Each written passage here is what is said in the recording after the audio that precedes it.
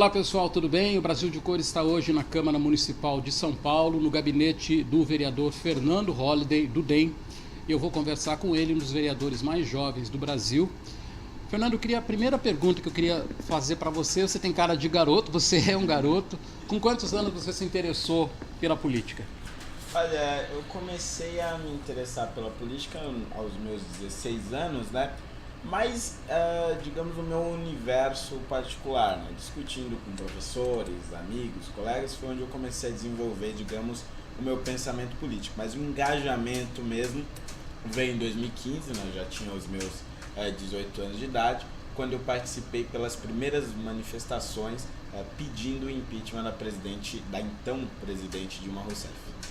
E como é que foi esse processo de você primeiro pensar em política, depois entrar na política e hoje ser vereador? Foi uma coisa muito rápida? Você já parou para pensar sobre o que aconteceu na sua vida em 4, 5 anos?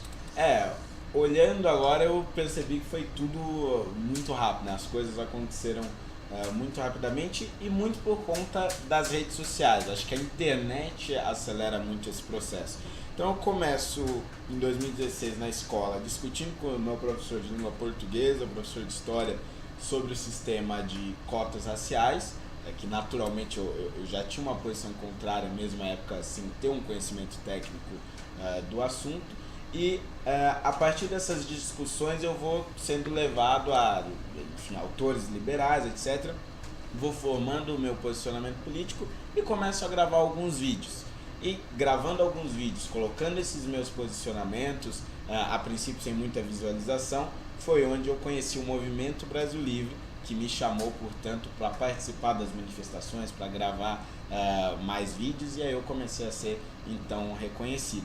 E logo em seguida, portanto, no ano seguinte, em 2016, sou eleito o vereador mais jovem da história de São Paulo. Então, realmente foi tudo muito rápido. Uma pergunta, por que o Movimento Brasil Livre não virou um partido?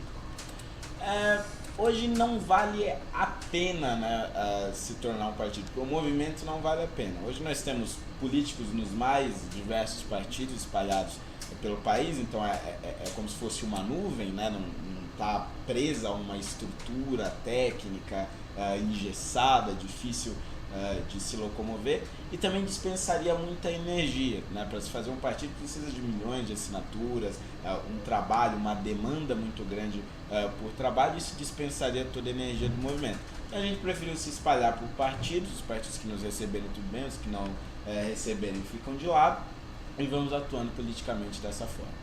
Bom, você chegou à Câmara Municipal, ficou entre os 15 primeiros vereadores mais votados, mais de 40 mil votos. Quando você chegou aqui, qual foi a primeira dificuldade que você percebeu na Câmara Municipal? Acho que a primeira dificuldade e que é uma que permanece até aqui, é a idade, né? O fato de se ter alguém muito jovem, com um mandato tão importante, desperta um certo preconceito quase que natural das pessoas, não somente entre os colegas vereadores, mas também entre os cidadãos. E eu percebi que havia muito questionamento da minha capacidade lá no início só por conta da minha idade. Isso, com o tempo, conforme fui participando das discussões, fui apresentando projetos, etc., isso foi sendo vencido e superado. Mas em segundo também os meus posicionamentos. Infelizmente no Brasil se acostumou, as pessoas se acostumaram a ter uma visão de que o negro ele defende determinadas pautas e ele defende essas pautas por ser negro, simplesmente. É como se não houvesse uma liberdade de pensamento para quem é negro no Brasil.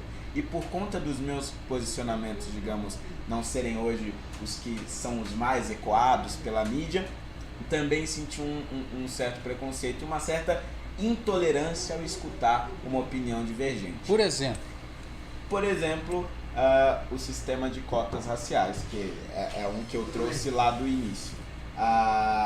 Desde o início eu fui muito crítico ao sistema de cotas raciais, mas quando eu entrei na Câmara, como se fosse uma novidade para o mundo político.